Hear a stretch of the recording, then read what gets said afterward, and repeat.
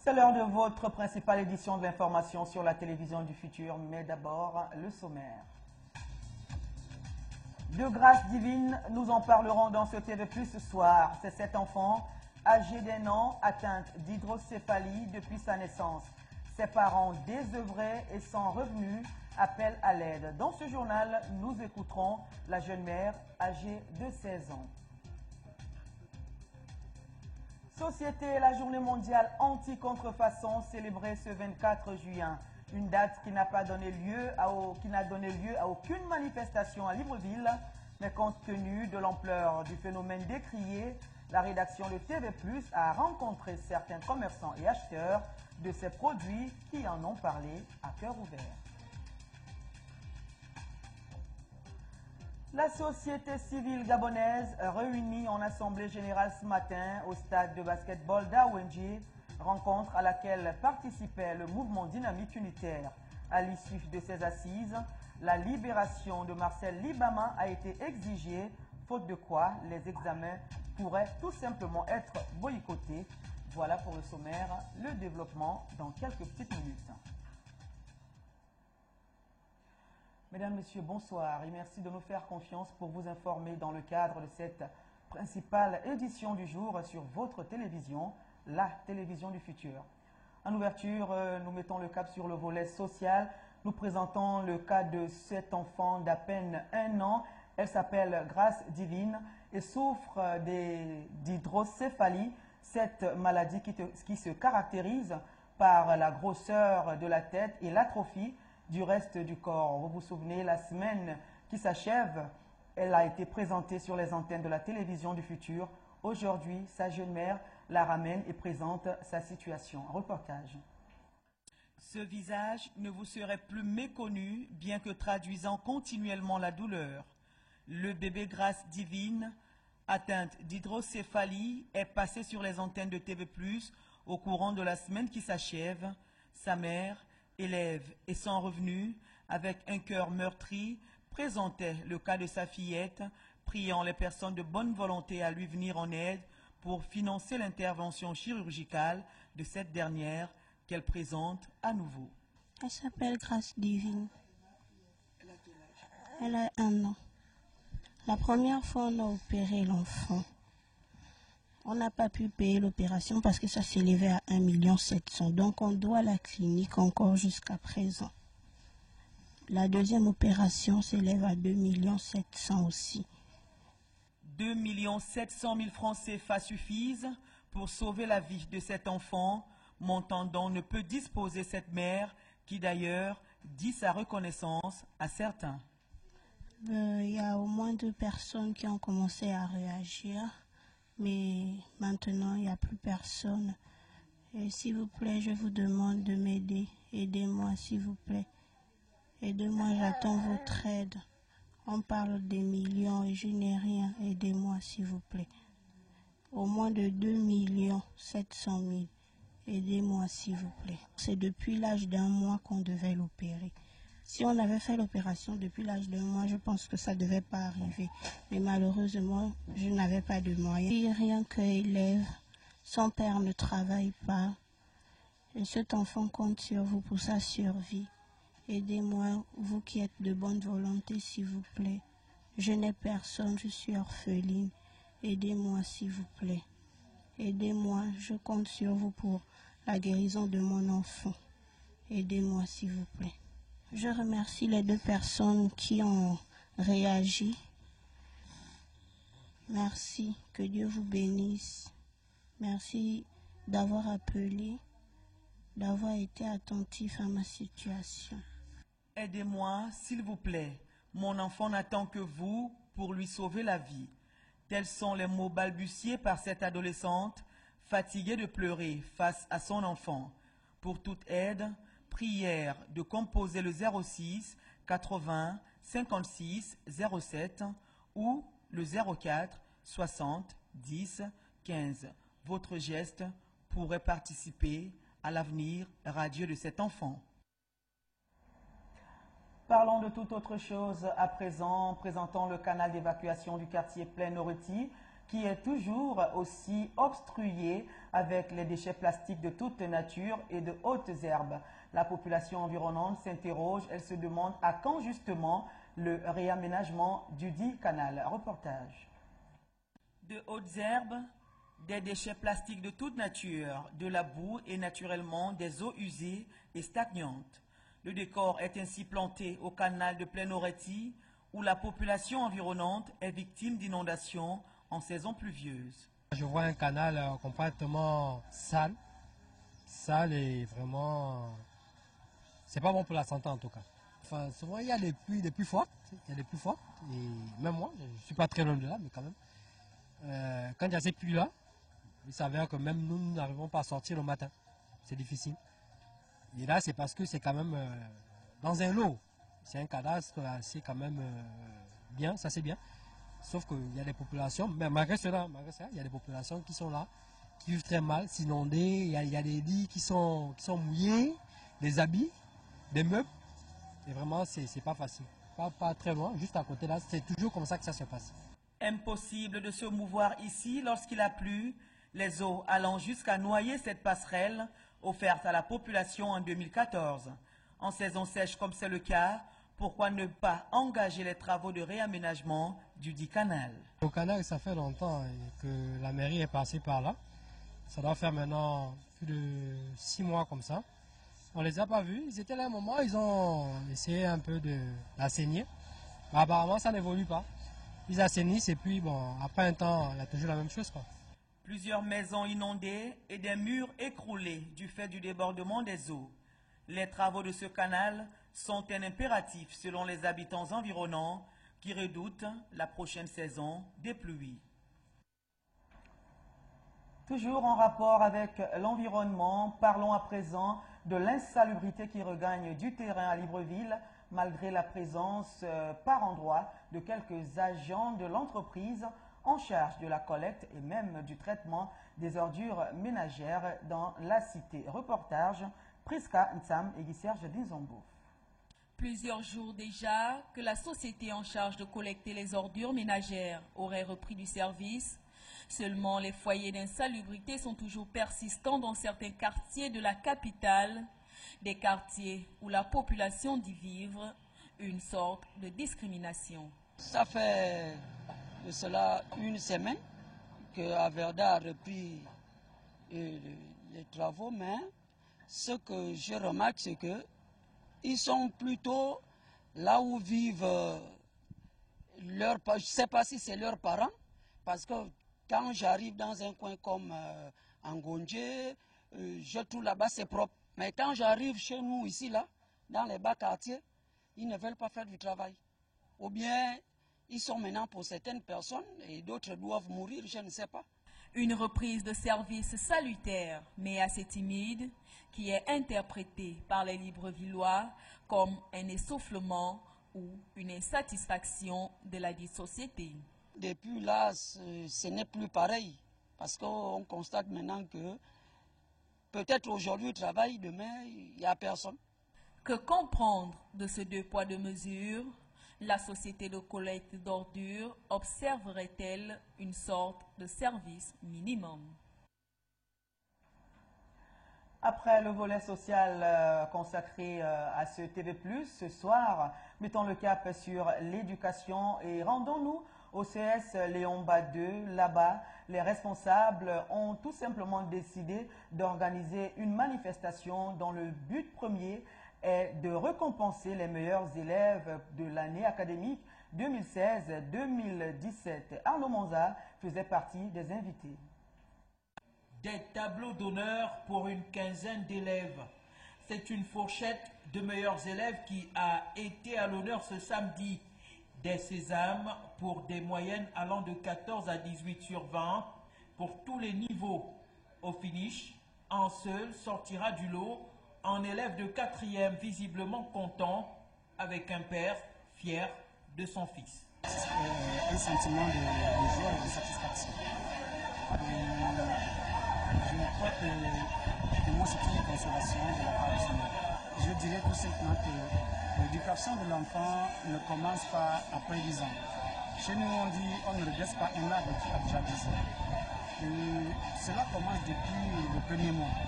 Une 6e édition qui connaîtra des améliorations dans le cadre de l'organisation.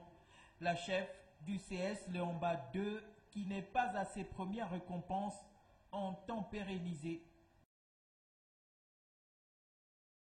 Professeur d'anglais simplement, d'offrir un cadeau aux meilleurs élèves de chaque classe. Et je leur donne un cadeau en anglais. Et j'arrive responsable d'établissement, d'abord directrice des études de la vie scolaire, et je croise quelqu'un qui initie quelque chose. Il s'agit de M. Mezuma Soumou, Jean Précoce, et j'accepte d'évoluer avec lui. Et c'est dans ce sens que chaque année, je ne pourrais me défaire de cet engagement qui consiste vraiment à encourager les élèves les plus intelligents. Cérémonie qui aura tenu toutes ses promesses, quand bien même l'opinion sait les perturbations qui ont fortement secoué le secteur public durant cette année académique 2016-2017. Toujours en rapport avec la célébration de la fin de l'année scolaire, dans certains établissements, nous allons mettre le cap dans un autre établissement secondaire de la capitale et Prise Kantam est allée constater un fait qu'elle va nous décrire.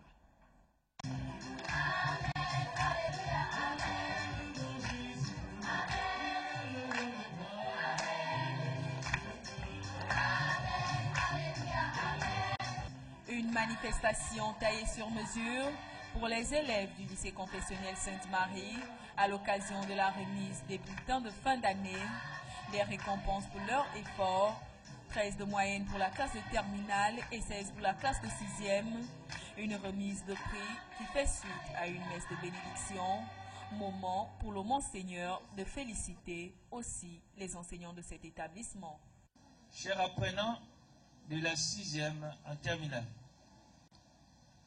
aujourd'hui, c'est un grand jour pour vous, mais un jour plein de joie, d'allégresse, parce que Dieu ne vous a pas abandonné, parce que Dieu vous a aussi donné des choses bonnes.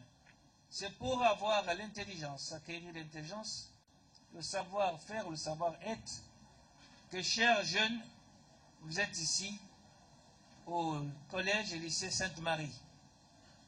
Et autour de vous, vous avez ces enseignants qui sont là pour vous donner justement l'instruction, une formation adéquate.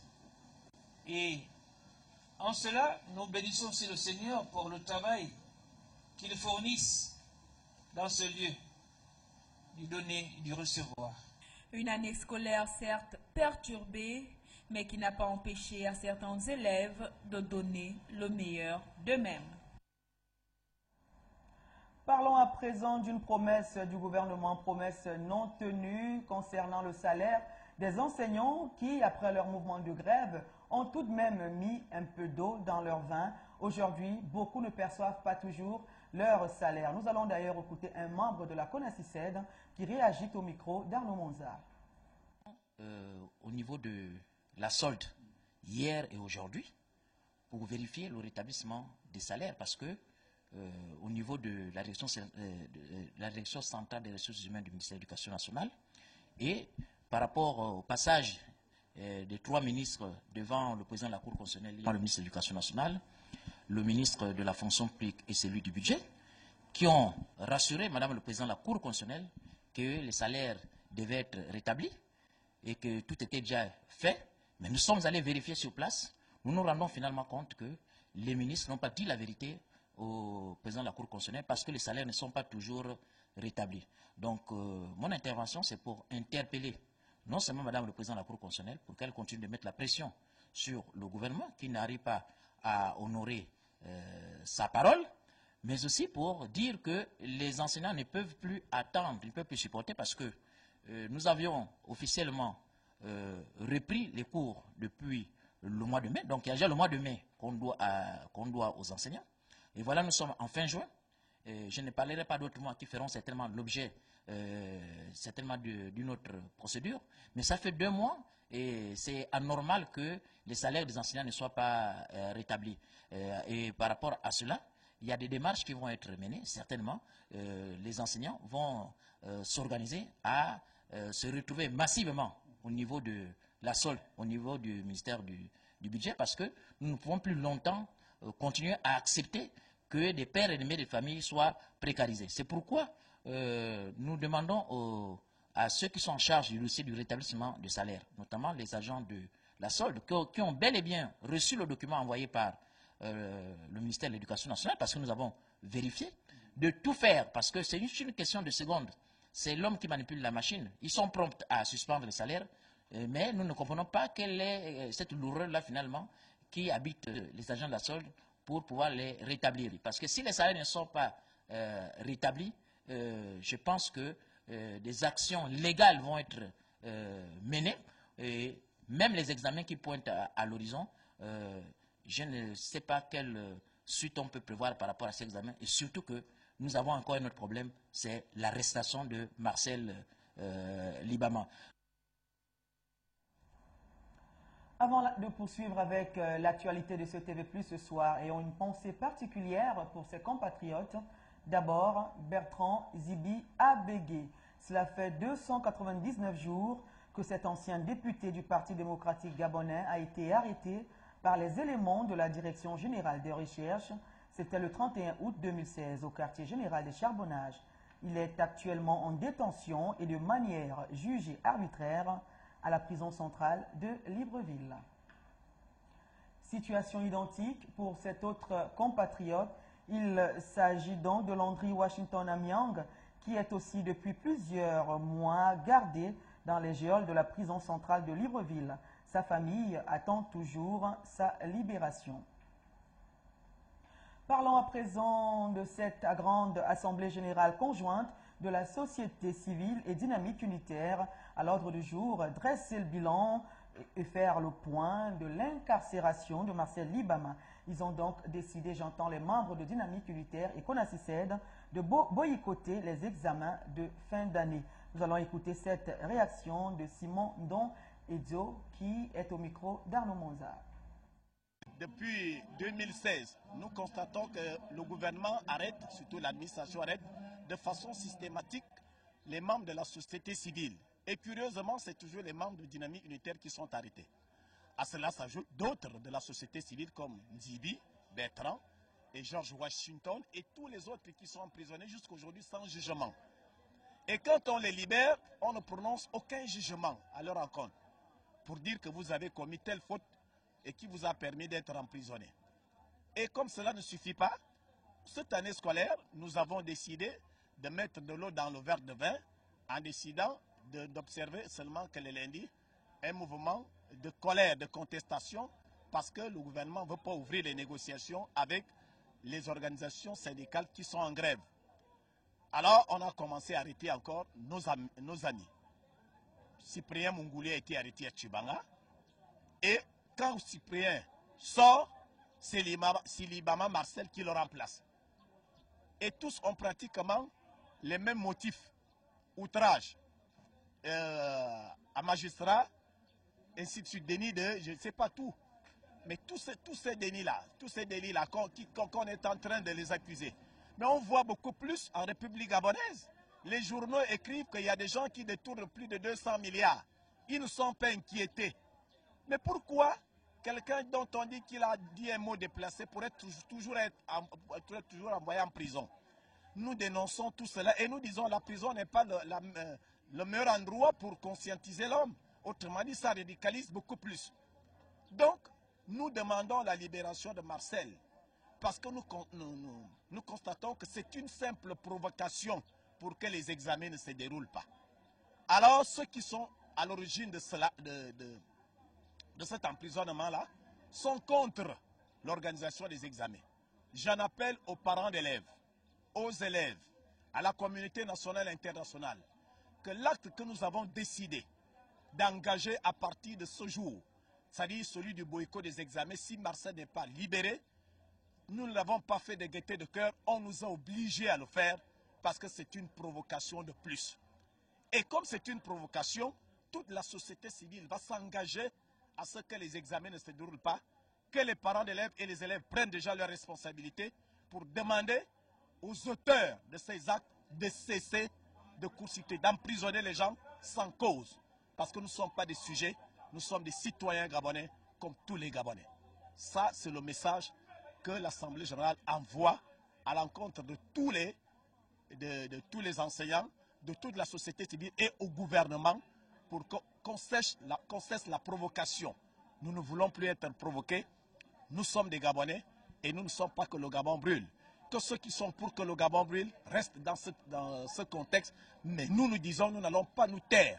Nous n'allons pas fermer la bouche. Nous n'allons pas céder le combat à d'autres. Nous serons toujours debout quand le pays en a besoin de nous.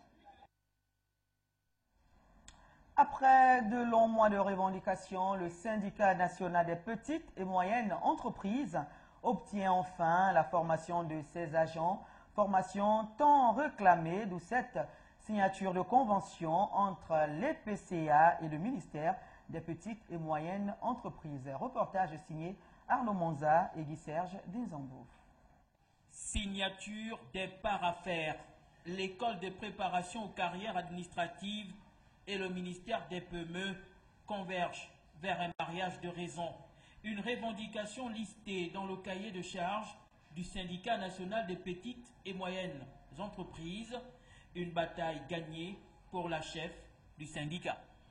Surtout les ministres qu'on envoyait au PME, lorsque nous discutions, lorsque nous sollicitions la convention EPCA, pouvaient comprendre, comme le ministre vient dit, que la formation est nécessaire pour un plan de carrière d'un agent de la fonction publique et même du fonctionnaire, c'est très important. Le sentiment de joie qui m'anime et qui anime les agents du ministère des PME aujourd'hui, avoir signé une convention avec l'EPCA que nous attendons depuis plus de 10 ans, c'est vraiment une joie.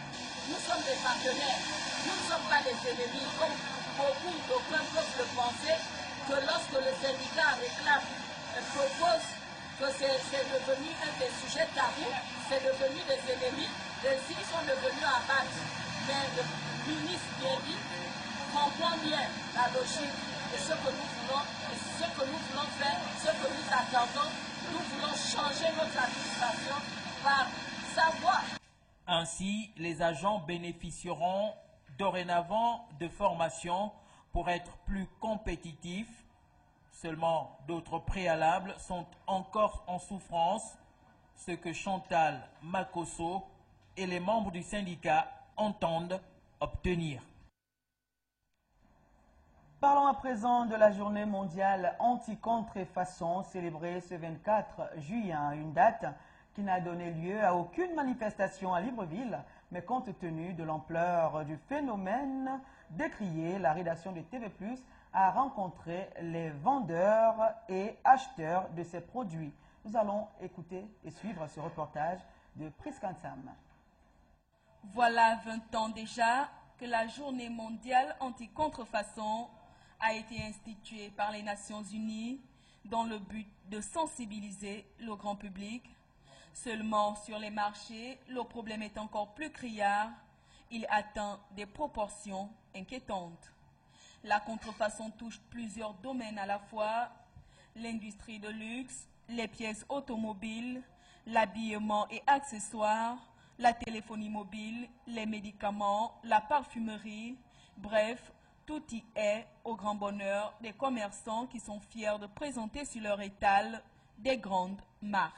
Le marchandise est varié, il y a les montres, il y a un peu de bijoux plaqués, et bon voilà, les lunettes, un peu de tout quoi. Bon, ça dépend des qualités de montres, il y a montre Citizen, il y a Swatch, il y a comment on appelle la Samsung, il y a Citizen, il y a plusieurs qualités de marques, je n'arrive pas à tout à dire, il faut regarder les marques. À Libreville, au Gabon, les femmes seraient moins réfractaires à ce type de produit et constitueraient une grande frange de la clientèle. Nous, on vend un peu de tout. Il y a pour les hommes, pour les femmes. Mais le clientèle qui est plus beaucoup, c'est pour les femmes. Bon, les femmes seulement qui payent beaucoup plus que les hommes avec nous. Certains essaient encore, mais avec intuition, de déceler le vrai du faux. Quand je regarde l'article là-bas, je sais que non, oui, ça c'est bon, ça c'est pas bon. Il y a la matière d'abord. Quand tu touches l'article là-bas, tu regardes là-bas si c'est bien, c'est pas bien, tu connais. C'est trop facile quoi. Pour connaître le bon et ce qui n'est pas bon, oui.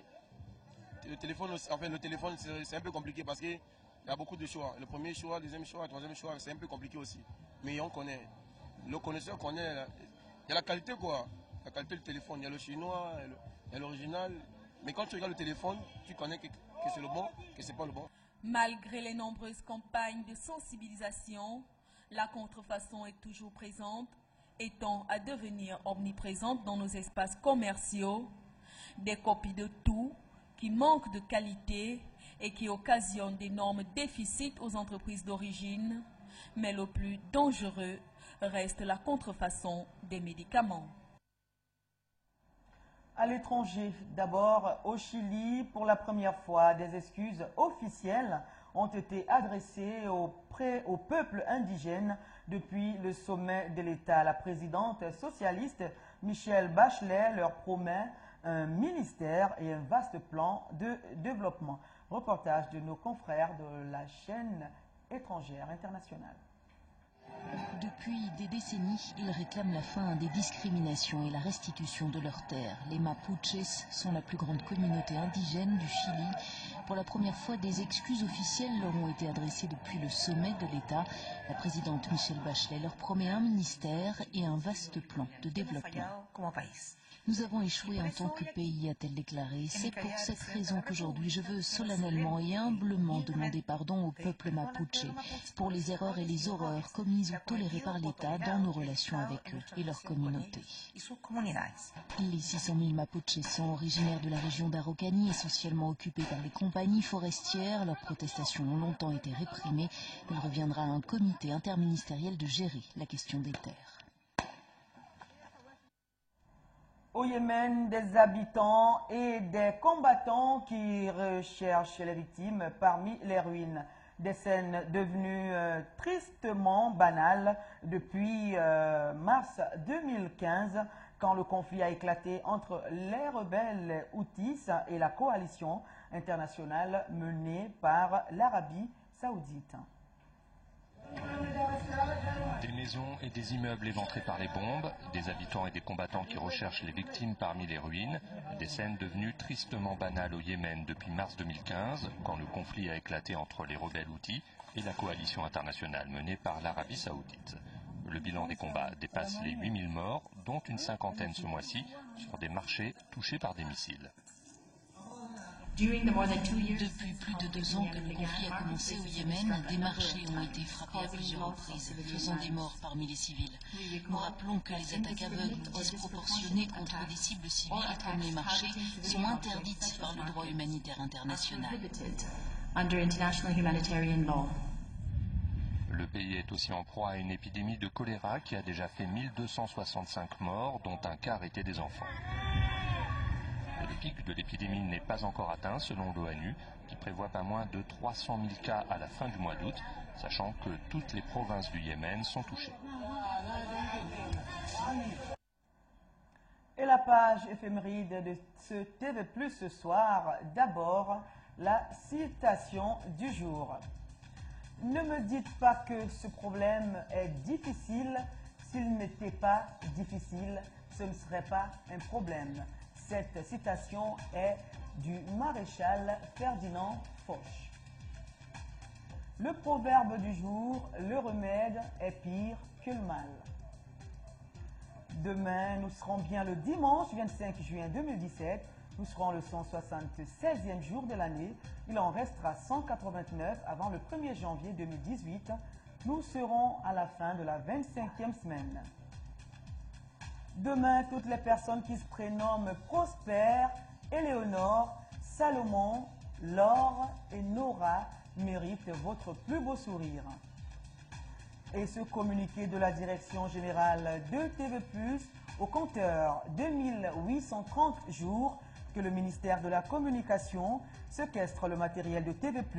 Depuis l'élection présidentielle du 30 août 2009 à 17h, les équipements audiovisuels satellitaires et d'émissions UHF Libreville de TV+, installés à la Cité de la Démocratie et qui permettaient une télédiffusion nationale et internationale, sont séquestrés par le ministère de la Communication. TV+ réclame ces équipements audiovisuels au nom de la liberté de presse en République gabonaise. C'est ainsi que se referme ce TV+ ce soir. Merci de l'avoir suivi, mais n'oubliez pas, l'info continue sur le site web de TV+, www.tvplusgabon.com, infoline 01 72 21 29. Merci de nous avoir suivis et bonne suite de programme.